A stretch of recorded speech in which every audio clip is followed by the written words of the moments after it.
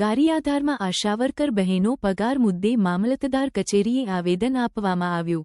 ગારિયાધારમાં આશાવર્કર બહેનો છેલ્લા 2 મહિનાથી પગાર ન મળતા આજે મામલતદાર કચેરીએ પહોંચી આવેદન રજૂ કર્યું હતું।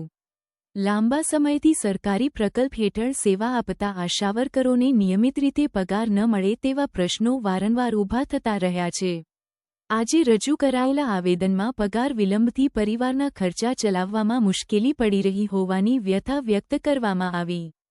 આશાવર્કર બહેનોના પ્રતિનિધિઓએ તાકીદે બાકી ચૂકવણી કરવાની માંગ સાથે યોગ્ય કાર્યવાહી કરવામાં આવે તેવી વિનંતી કરી।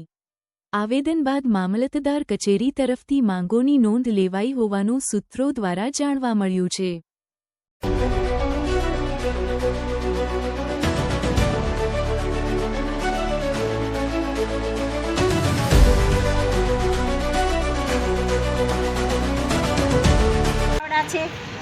मारू गाम सातपड़ा से पीएससी मानगढ़ से अमारे इंटेसिया विषे अमने वारंवार दौड़ावे छे। 3 महीनाथी पगार नथी थयो। अमारुं कारण शुं छे ए अमने जणावो।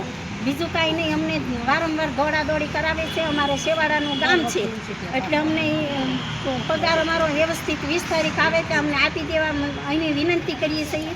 अने अमारा आशा फेसिलिटरने दिवसमां रोज गारियाधार बोलावे छे। वारंवार કેટલીક વખત અમારા આશા ફેસિલિટર થાકી ગયા છે। અમને એમ કહે છે કે હવે તમે કાંઈક કરો, એ કે આ કાગળ લાવો તે કાગળ લાવો। અમારે કાગળ કેટલાક જોડવા, કાગળ લેવલને અમારે પગાર નથી જોતો। અમારે પીએસસીમાં બરોબર છે, એ અમારી નમ્ર વિનંતી છે।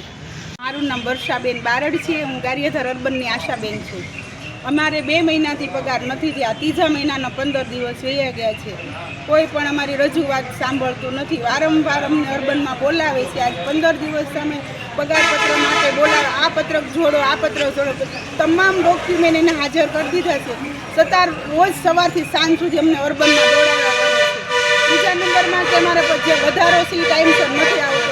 આજે ખીહર જેવું પગાર અમારો બાળકો છે નાના નાના, અત્યારે અમારી પાસે એમ કહે છે કે મમ્મી પતંગ લાવી દો, દોર લાવી દો।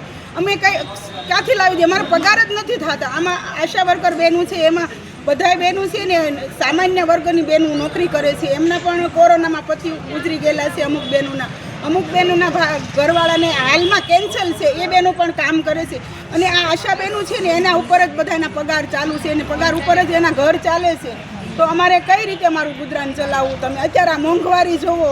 અત્યારે બાળકો અત્યારે 2 દિવસ થાય એમ કે મમ્મી આ લાવી દો, તે લાવી દો। અમારે પગાર જ નથી થતો, તમે શું લાવી દેવાના? ધાક ધમકી કોના કરી? ધાક ધમકી અમને એમ કહી દે છે કે નહીં પગાર થાય, તમે અમને ડોક્યુમેન્ટ આપી છે છતાં અમને એમ કહી દે છે કે નહીં પગાર થાય।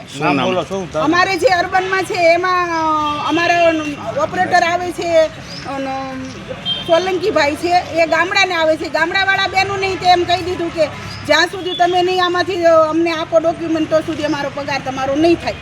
આ બેનું ગામડાવાળા છે એને પૂછી જોવો કયા બેનોને તમને કીધું।